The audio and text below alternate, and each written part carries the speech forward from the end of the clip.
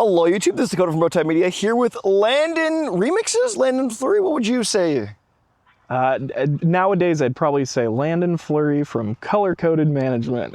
Fantastic. Yeah. Yes, Landon. I mean, a quick rundown of who you are. Sure. You were an EDM fan, turned into a content creator, turned into an artist manager, turned into an A&R representative, turned back into now full-time management of artists.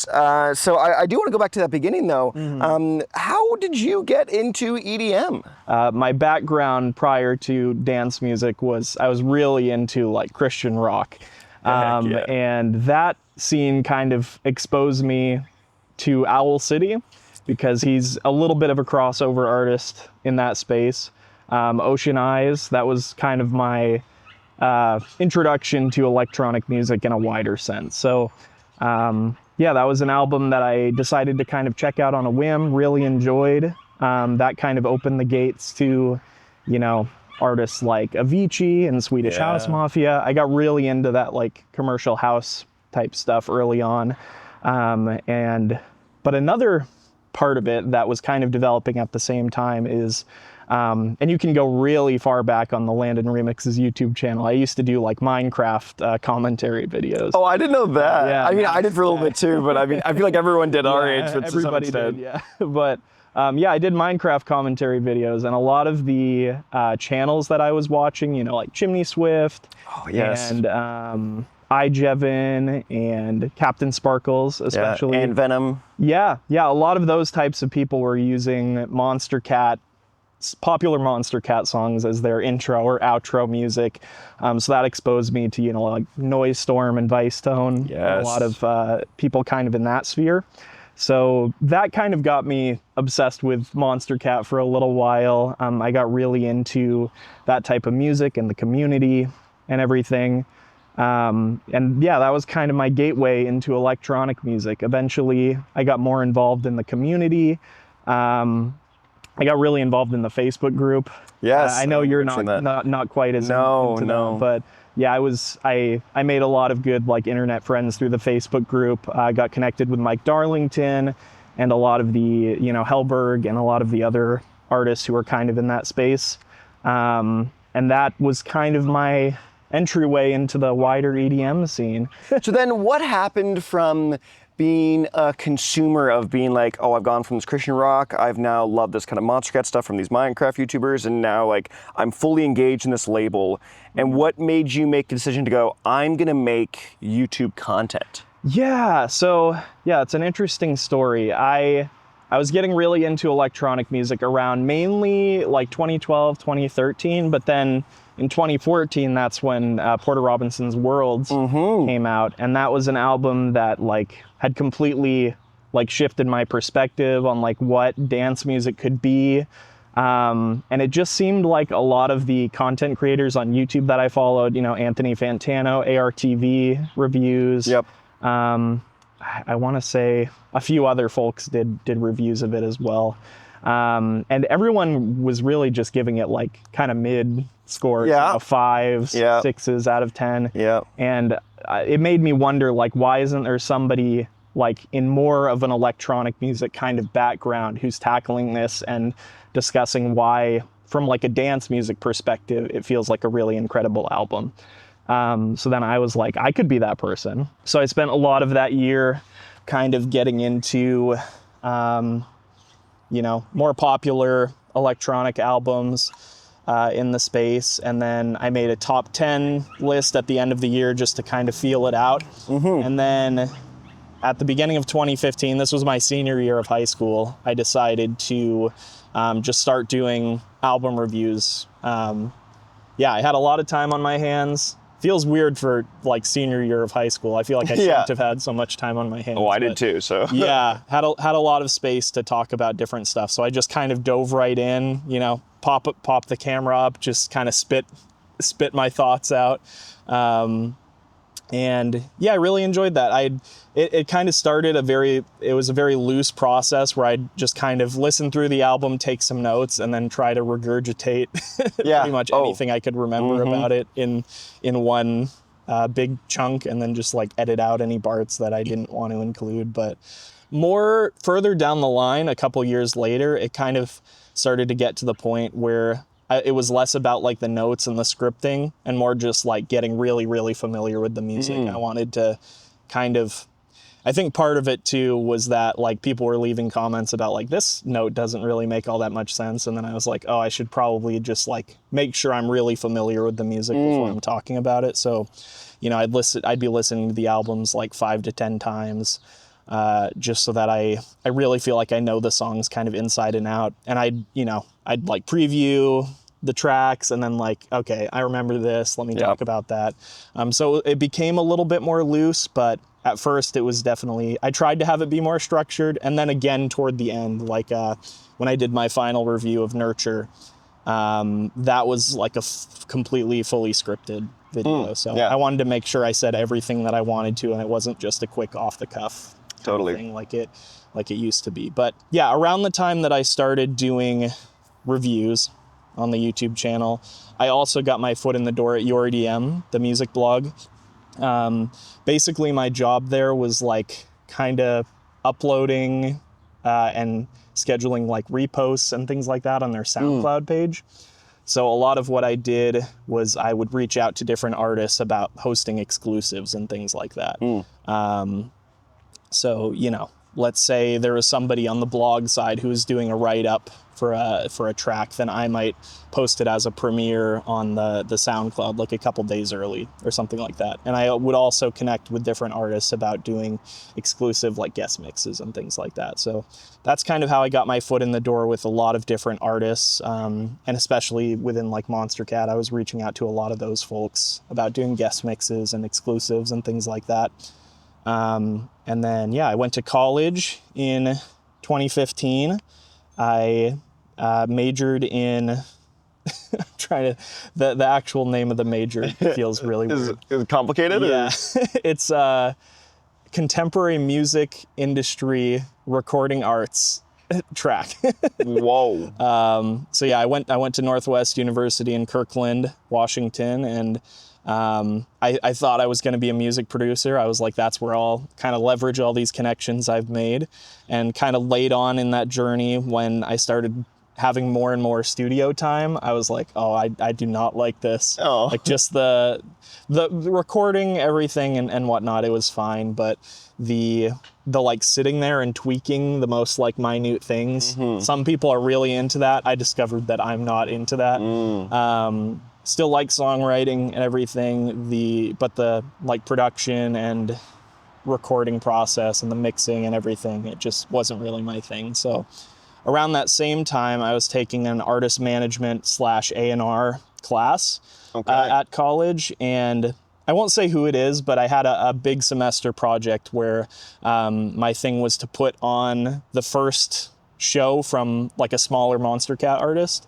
So I worked on that for the semester. He ended up actually dipping out toward the end of it, which sucked, but we still put the show on. We did it with one of my homies from college, and it ended up being fun. But nice. That whole process kind of made me realize I just really enjoy like working with smaller artists who like don't necessarily have the connections themselves to kind of get to that level that they're looking to get to.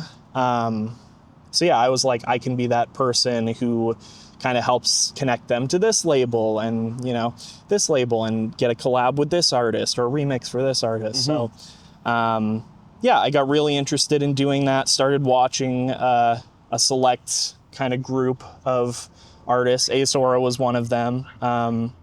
Chime had come to visit me at college on a number of occasions, and he was telling me, he was really hyping up Asora. He was like, this guy's next up. He's really, really unique. I think I ran a premiere for him on the Your EDM website. And pretty much everything from there is history. I graduated school pretty much immediately after that. I started working with Ace.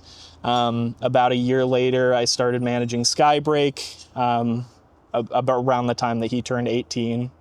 And then it's just kind of grown from there. I originally worked with a management firm called Outer Loop. We kind of broke off and did our own thing. And then a couple years ago, I broke off from that and just started my own company. So that's where Color Coded Management's from. Yeah. That's awesome. And for people, even myself a little bit, that aren't in the behind the scenes of the music production and releasing and all the business side of music, what does a manager like really practically do? And what makes you a unique manager to your artists? Sure. So, yeah, managers can really wear a lot of different hats. A lot of it comes down to really just focusing on the business, the strategy, so that artists can focus on being an artist. You want your artists to be able to spend the most time they can making new tunes, connecting with others, making collaborations, things like that. So a lot of it from day to day is just kind of emailing different folks, pitching music out to different record labels, talking marketing strategy, things like that. A lot of it's like, really monotonous, kind of boring stuff like looking over contracts and just making sure your artist doesn't get screwed over. So I do a lot of that. A lot of it's pretty much just like being a gatekeeper for your artist. You're kind of the first force field as all these different music industry BS is kind of coming toward them. You're the one who has to kind of filter it out and be like, all right, is this something we want to pursue? Is this an artist that we really care about remixing or collaborating with?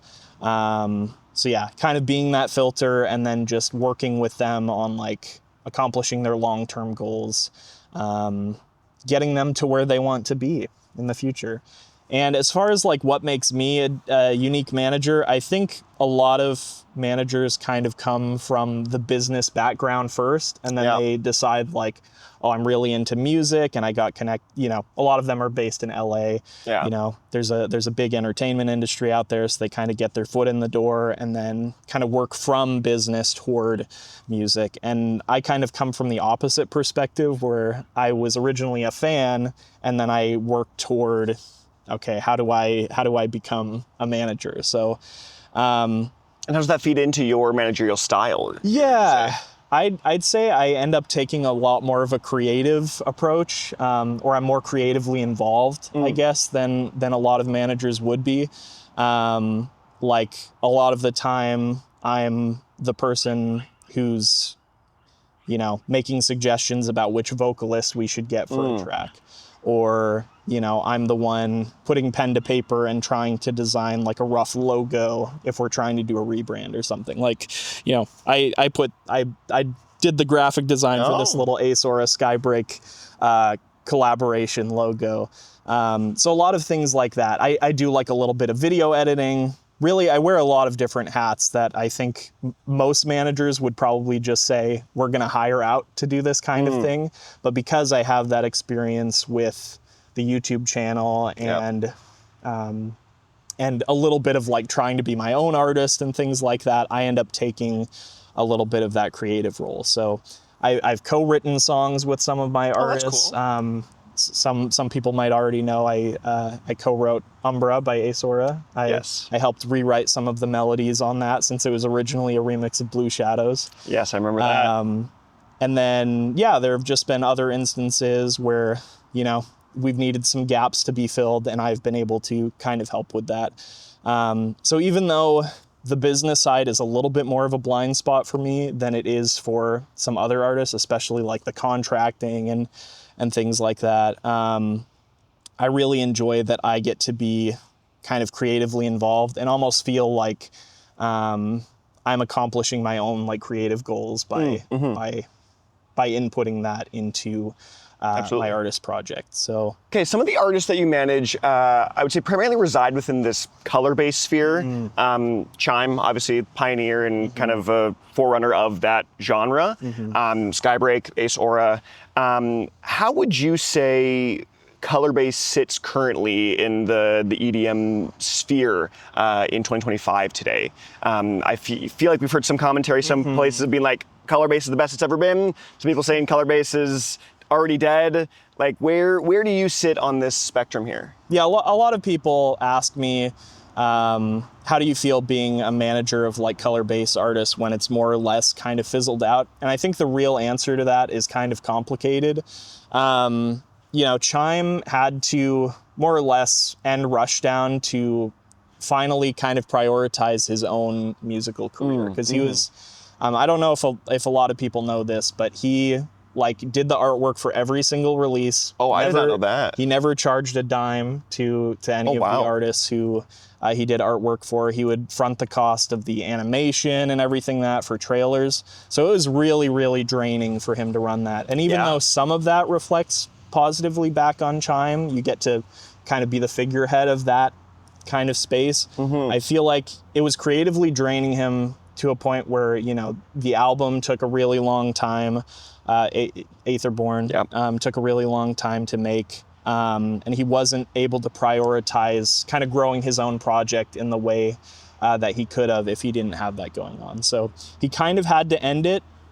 And I think a lot of people feel that color bass kind of died as soon as Rushdown got off the map. But, you know, I ended up A&Ring at Circus. I tried to kind of carry the flame a little bit as much as I could with a lot of those key artists, you know, Kiro and Convexity and Dea and folks like that who I felt really stood out in the space. But the thing that I'm really interested in talking about is that I think a lot of people's perception of what color bass actually is a little bit lopsided, purely because of the way Rushdown was going in the last couple years. Chime is really, really interested in music that's complex and energetic and has a very specific kind of production value to it. And I think when he originally kind of coined the term color bass, it was actually a response to a lot of the more like atonal, basic like rhythm stuff that was coming out around 2016 and 2017. And the style of music that he was making when he coined that term was much more in line with that, with the kind of like UK revival and like wonky stuff that's going on right now. So you know, tracks like Face Punch, tracks like Different, it wasn't that, you know, high energy, crazy production type stuff that a lot of people, I think, associate color bass with. So I would say that artists like Subtronics and Tape B and Alley Cat, people like that who are really, really crushing it right now, Gorilla T, a lot of those people I would say are making color bass, but they don't adopt that term for their own music because of the connotations that it has. I see. So I would say that color bass right now is kind of more alive than it's ever been, but a lot of the core artists have kind of branched out to do their own thing, and other kinds of artists have come in and kind of filled that space. So I think whether or not we end up going back and kind of adopting that term and trying to change the perception of it, we'll have to see, kind of based on time. You know, Azor is working on a big project right now. Skybreak just had Half Blood, so that's not like super color bass, and then Chime's kind of going in a different direction after this next EP. So we'll kind of see where things go with time, but right now I'd say that color bass gap is being filled really nicely by a lot of different artists who are doing really well, and there's definitely that hunger for a fusion of the melodic and heavy sides of dubstep, but we'll see what that revival ends up looking like if those core artists end up kind of coming back to that sphere, or if, you know, new ones will rise to take their place. I think that's a really good sign of a genre that's like done well, because I think when you like, if a genre becomes so confined to a specific sound and style and even BPM, then it becomes more grating, and it becomes more like, okay, I've heard the song a bunch of times now. But when you can have all these different offshoots of a certain genre, it allows for a lot more, I think, creativity. So in that sense, I'm excited to see more of what future bass will hold, or future color bass will hold in the future. But I do want to, you mentioned quickly that you were A&R for a bit at Circus Records. So real quickly, what is exactly A&R for people that may not know, and what was your like favorite part of doing that? A&R stands for Artist and Repertoire, and for the most part, what it looks like from day to day is listening to people's demos and deciding what gets signed. I think when a lot of people think about like the Monster Cat A&Rs, for example, and they're like, oh, I heard this artist tracks got denied, or blah, blah, blah, blah, blah. I don't think they quite understand like the scope of like the amount of demos that are listened to. I worked for Circus Records, which on a scale compared to Monster Cat is much, much smaller. And I had to listen to probably, I would say, around 300 demos a month that I'd have to make a firm decision on yes or no. Yeah, wow. And a lot of that comes through Label Radar. This is a platform that was actually developed for Monster Cat because of the volume of demos that they had to listen through. And it kind of works like Tinder a little bit, where you listen to a small snippet. You're not getting the full picture. You kind of get a small snippet. They put the best that they have kind of forward, and you listen to like a 20-second clip, and then usually it was pretty easy to figure out, like, within 20 seconds, like, is this even a fit for where we're trying to go sonically? Yeah. Is the mixing good? You know, things like that. Those are things that I would often have to pay attention to. And, you know, probably 99% of the time it would be a pass. And usually it would be for like mixing or production issues. It's, you know, these are skills that take years and years and years to develop strongly. And I think a lot of these artists get really excited and go through Label Radar and they're ready to kind of send their stuff out, but they really need kind of more time in the oven and more time to develop those skills. So that's what I did a lot of the time. I also had an email where people would send me stuff. Usually we tried to keep the email kind of gate kept to like managerial friends of the label. So it's like, if they're working with a new artist they're really excited about, we'd be more willing to kind of take an email from them and talk about how we can develop an artist and whatnot. But yeah, that was a big chunk of the work that I did. I'd say the most exciting thing was kind of coming across an artist who was already really well developed, but didn't quite have like a Spotify presence or maybe like the kind of branding that we could envision really helping the artist get to the level that they desire to. So for example, like Sport Mode, you might have heard his recent release on Monster Cat. He was an artist who I want to say he sent me something on Label Radar, and I was like, oh my gosh, this is really, really good. Like, he's making stuff that feels on par with a lot of that new wave trap, UK revival type stuff. And it was really exciting to chat with him and kind of put an EP together and just kind of figure out how we can push him forward. And there'd be a really exciting moment like that, I'd say maybe like once a quarter or something like that. Fair. Most of the time it was very simple, like yes or no. How can I give you some basic feedback that'll help take your tracks from, 80% to 100%. The feedback part of it was tough for me, like just having to, especially when it often had multiple steps, when it was like, I, give them a list of, 12 different things across 4 different tracks that I want to see improved. And then they send it back and it's like a little bit improved. And then I have to be like, all right, at, 2 minutes, 12 seconds and 3 minutes, 2 seconds, there's a weird pop or something. And I need you to figure out how to fix that because, we've got a certain quality standard.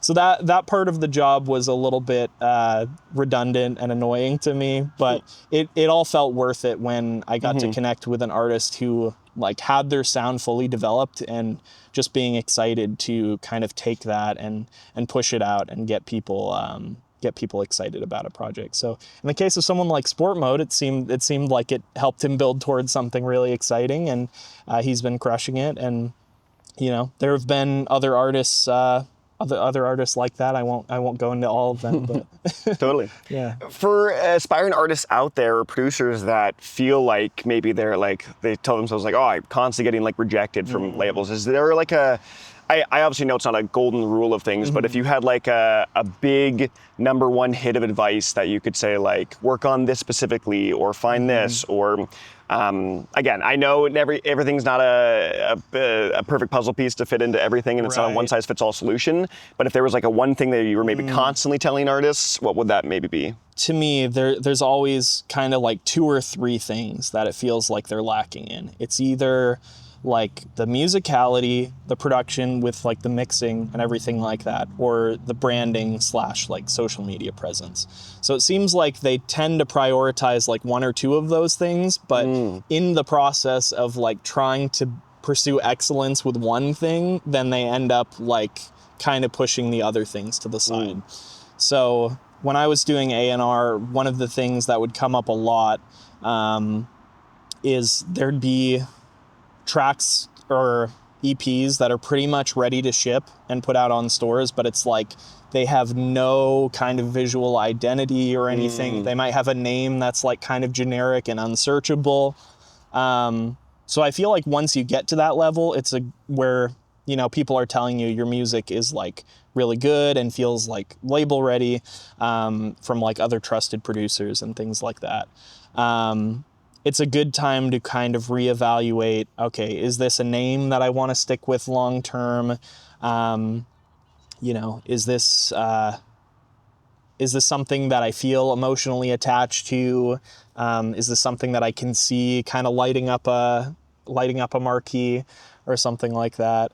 It's a good time to just reevaluate on those things and figure out, you know, is this a name that I want to stick with long term? If it is what could my branding do to improve? Do I know what my brand colors are? You know, that's something we evaluated with Skybreak early on, was like, a lot of his music had that kind of blue and green color scheme, but a lot of it didn't. So we were like, we should maybe stick with this for future projects. And now we've kind of gone in the black and white direction. So just kind of looking at those things. Is there a mascot I want to incorporate into my brand at all? I think a lot of the big successful artists right now have some kind of mascot that goes along with their brand. And then on the opposite side, I think a lot of people are really good at kind of the business aspect and marketing aspect of it, you know, come from marketing backgrounds. So they have a handle on, you know, what makes an attractive name and brand and everything. But then, you know, they've spent so much time and effort on that they've kind of neglected the music production side of it. So I'd say if you're struggling, it's probably because you're missing something in one of those areas, and to just kind of step back, evaluate on an objective level, and see what you can do to improve kind of whatever side you've been spending less time on, your blind spots, I guess. Do kind of a blind spot analysis. Yeah. On a similar vein, I would say there's this like semi-constant debate in music about music being subjective versus objective. Subjective being like, I think it's great, therefore it just is a good song, versus no, like regardless of your opinion, objectively this is a good song, and or in between. And as someone that has reviewed hundreds of songs on your channel and looked at it through hundreds and thousands of demos, where would you land on that spectrum of music is fully subjective, music is fully objective, somewhere in the middle? Oh man, I'd say I fall somewhere in the middle, but as I've gotten more into like the A&R and everything, I come to more of the side of like subjective. I'd say I used to try to be really objective and just talk about like the things that are true, especially because I'm a really anxious person. And when I was doing my reviews, you know, people really like to poke holes in anything I'd say. So I had to become like, kind of like, this lyric is not good, you know, the mixing on this track is really bad, blah, blah, blah. Or like, this track sounds exactly like this artist, and here's an example of the song that I can pull up to show you. But yeah, as I've gone further and further kind of into the music industry, I'd say it really is like subjective most of the time. Even things like mixing, you can honestly get subjective on. Like there are some genres where like a really overblown, crazy mix where you can't understand the vocals at all are like kind of the vibe. And you can look at that and say like, oh, this mix is objectively bad. But if it's a stylistic choice, 100%, then it becomes subjective again. Yeah, totally. So it's this weird circle where it comes back around to that. But I definitely think there are like objective elements to the music, like especially, I think it all comes down to intention as well. I would agree. Like some artists know a lot about music theory and some don't. And, you know, someone might be trying to make a song that has this kind of feel and chord progression, and then it doesn't come through in the way that they want to because they don't have that music theory knowledge. But then there are other people who might be like, I'm trying to make this sound like a little off-putting on purpose. So I'm going to just kind of ignore the music theory rules a little bit. Yeah. So yeah, I think it really all comes down to intention. And if an artist is kind of making what they're intending to make it to be making, it doesn't do much help to look at it from an objective perspective. So That's great. it all comes down to like whether or not I enjoy what they're trying to do. And if you don't, then that's fine. You know, you don't have to argue with people on the internet about about whether or not something's objectively bad. I think it's worth having those conversations. And I do think there should be kind of neutral voices in the scene who are, you know, looking at things in more of an objective lens from popular artists, just to kind of deconstruct it a little bit. Yeah. And, you know, I do think it's positive to have some people on the internet who are like, this is bad. Maybe you guys need to reevaluate why you like this artist so much. And also not to like blatantly just be like, this is bad in that period, but be like, this is bad for X, Y, Z.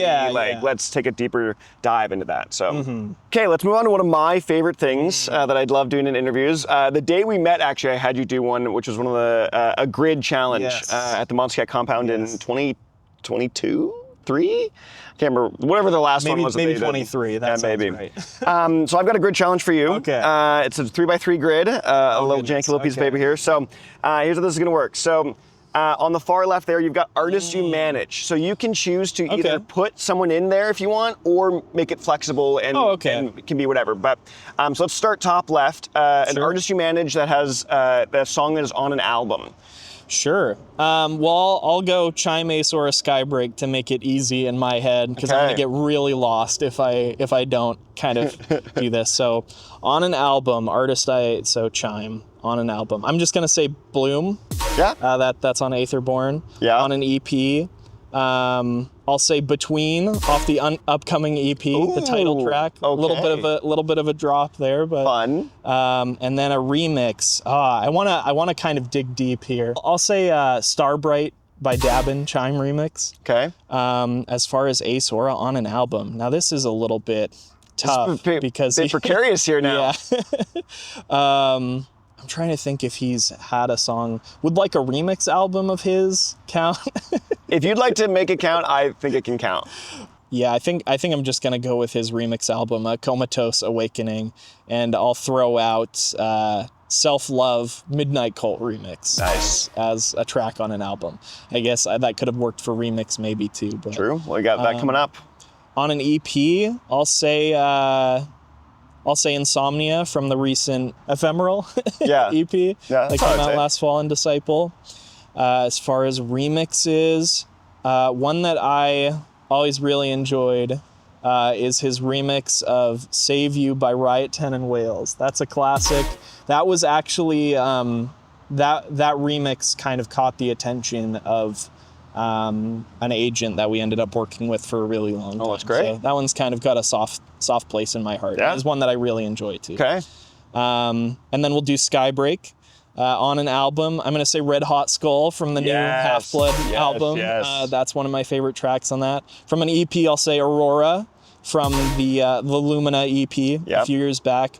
And for remix, I'll say We Got It by Crystal Skies and Micah Martin. That's maybe my favorite Skybreak remix. It's it's kind of unusually heavy for him. Yeah, fair. It sounds like a Sharks remix kind of in spots, but I think that one's really fun, and it's got some kind of quirky math rock elements and things like that. So awesome. That's one that I really enjoy. Fun. Well, thanks you for making that relatively easy for me. Yeah, I was very worried about it. I had mentioned earlier to you before, I thought about trying to do some grid challenge of your old YouTube videos, but it just became so nonsensical almost of like a review you did in like 2016. And so I was like, this is a little ridiculous, but okay, next question. Is there a certain trend in EDM right now that you like hate, I would say, or maybe in the EDM adjacent space, you're like, I want this trend to just be dead in the grave. We can move past this. Let's move on.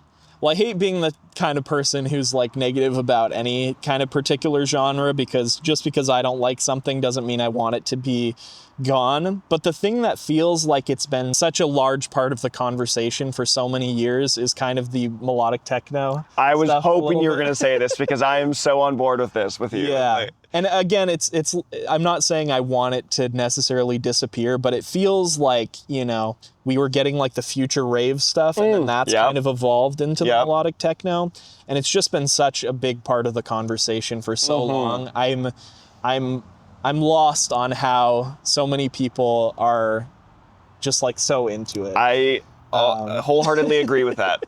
But, you know, people probably had that same perception as far as like bro step for a couple years, and, you know, the commercial house stuff, big room, future house. There's always these kinds of waves that come and go. So I imagine Anima is going to continue to be in the conversation for a while, but I think a lot of these other artists who are kind of dominating the space, once other trends kind of rise to take its place, are probably going to fizzle out more or less. If you had to give a prediction right now on what you think the next genre trend would be. Oh, goodness.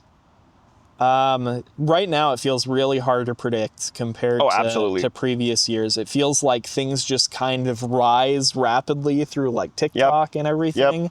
It's a completely different ball game. Like it feels like back in, you know, around the time that I graduated from college, it felt like it was really obvious what like the next kind of thing was going to be, and like which kind of records labels would be signing and things like that. But right now it just feels really uncertain. Like anything could come up at any time. It could be a genre that was really popular 10 years ago. It could be some like random obscure 70s thing that pops up and becomes huge. I will say, the thing that I feel really excited about right now is UK Garage. Okay. Yes. I'm really, really excited about artists like Higo and Salute, MPH, a lot of people who feel like they have these kind of production chops, but then also have a really musical sensibility to it. That's the music that I'm kind of feeling the most. And I also feel like a lot of pop music is kind of taking notes from that. Yeah, I would agree with that. Like K-pop and J-pop, you know, artists like New Jeans, you see making like UKG influenced stuff. And then, you know, like Fred Again's massive right now. He's doing some UKG influenced stuff. You know, Sammy Vergy is absolutely blowing up at the moment. So even though it's a big part of the conversation right now, I think there's still room for it to take over more than it already has, and I hope that's the case. Part of me kind of doesn't want to see it watered down so much, but I do think there's a lot of room for that more musical sensibility, high production value type garage music to really take over the EDM space. Yeah, so I would be 100% on board with Awesome. with the garage takeover for sure. Okay, last question of sorts. On a personal note, where would you like to see yourself in the next, I don't know, 5, 10, maybe even less, 3 years? Yeah. I mean, this is a conversation that comes up a lot because I don't know if a lot of people on YouTube know this. I had a baby a few months ago, and this conversation of like, how long do I want to try to do management for kind of comes up from time to time. So I'm a full-time manager at the moment, but I really would like to make it so, you know, it's not the best paying job in the world. You know, I make 15% off of whatever my clients are making, and streaming at the moment pays so little that I'm getting peanuts at the end of the day. So we really need to be doing more shows, selling more merch, things like that. So right now I'm trying to build foundations for all of my clients to really have a better few years. Like, if it feels like people like Chime and Asora have dropped off, it's because we're focusing on building that foundation for a better future. So I really would like to see these upcoming projects do really well, people to gravitate toward them. I can't really talk too much about what is actually in them, but it would be amazing if people, even if things are a little different, for people to just talk about them and be open to them kind of going in new directions. The Skybreak one's obviously a big example. Like, we had a lot of fear going into Half-Blood that the kind of core color-based fans would be like, what the heck is this? Hopping on like the UK trend and everything. And we really tried to present it in a way that would help people understand that this is like truly what he's passionate about at the moment, and that he spent a lot of effort like kind of researching the origins of the genre and everything. So I hope people kind of see that same thing and are open to it when it comes to my other clients. So in a few years, I'd really like to be at a point where, you know, I'm making enough from that hopefully my wife can kind of step away to more of a part-time role and be with the kids a little bit more, and I can kind of take over as the breadwinner. It would be very hard to do when it comes to electronic music, managerial kind of work, but I really would like to be there, and I'd also like to be kind of having more people work under me. Right now I have an assistant who manages Glacier and SØNATA, and he's amazing. I love Adam. We met in college and, you know, really hit it off as like fellow Monster Cat fans. But yes, I'd like to have more people under that who are managing artists who I feel passionate about.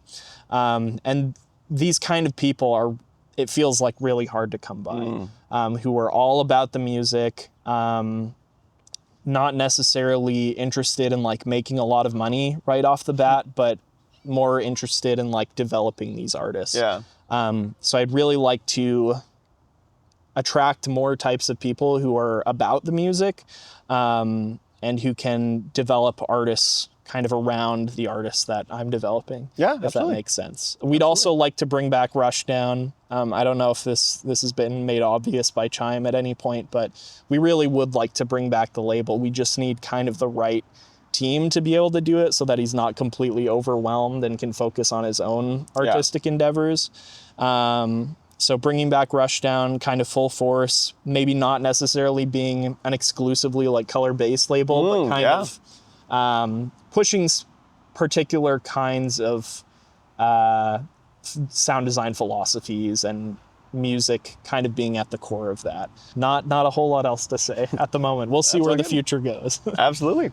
Well, thank you for joining me. This was fun. I love that we got to come I guess you came all the way up to where I live. My studio is right literally behind us at this point as we're under this giant tree. And so thanks for sitting down and having a nice casual chat. Of course. Thanks for having me.